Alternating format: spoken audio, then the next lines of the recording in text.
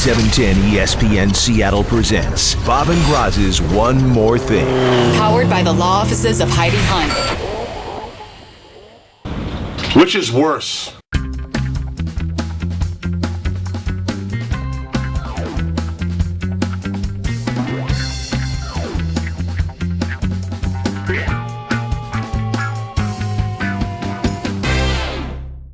That was a terrible intro, wasn't it? But what else are you going to do, man? It was all bad. I've got nothing good for you, Bob. I mean, if we're talking football, the question is, what was worse? Was it the incredible, mind-blowing almost, inability of the Seattle Seahawks offense to do anything in the game on Sunday? And understand they're missing a bunch of guys. Or is it the fact that the Washington Husky defense on a 5-1 team had the worst day in school history?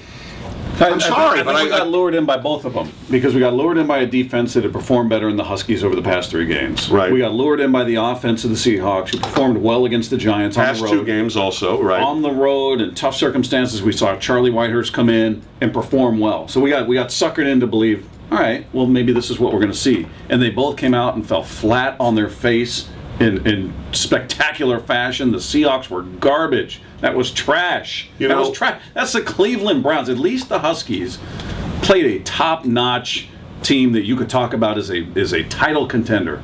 The Seahawks did not. The Browns stink.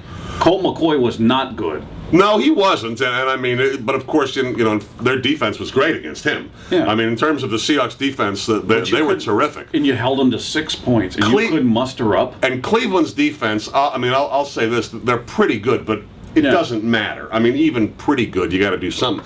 Except the poll question that we asked, and you can get back to it if you want to and vote on it, was, what are you more concerned about? And the more I thought about this, the more difficulty I'm having with it. I mean, I would automatically, my first thought was, well, Washington's defense. It's that they showed a flash here, a flash there, but it's been a problem all year. They gave up a ton of yards first game of the year to Eastern Washington. Even their wins against Cal, they gave up a lot of yards. They still play Arizona. They still play SC. They still play Oregon. But we touched on... And they're close to full strength. Yeah. Seahawks offense is not. But the thing that we touched on with the Seahawks on the show, and we'll ask a little bit later on in the week in a poll question, I don't like how the Seahawks are playing offense. This is a team that supposedly built themselves to run the football, and they've run the ball fewer than any other teams in the league. I mean, fewest attempts in the NFL. Here they are yesterday, defense making stop after stop, and they're playing, as you so aptly put it, like they're down 35 points. I mean, they didn't run the ball. I don't understand what they're doing offensively. I don't have an answer.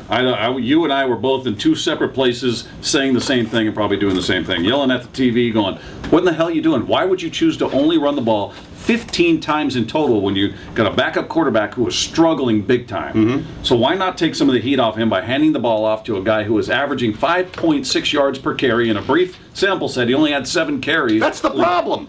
But at least give it to him until he's not effective anymore. How about that? Yeah. How about he starts out effective, we were feeding him, and then they figured out a way on defense, they adjusted, he was no longer effective, so we went to another part of our game plan. They didn't do that. Well, as a last thought, I think I kind of had suggested on the show Friday, we'll know Monday about how we feel about the quarterback situation. And I think we do know how we feel, but let's remember this too. Tavares Jackson, great performance against the Giants when he was in for that first half. Great second half against Atlanta. Mm-hmm. The problem has never been with Tavares Jackson, can he play? He's always been able to play. The question is, can he do it consistently? That we still haven't seen. Maybe we see something that changes our mind. So what's your vote?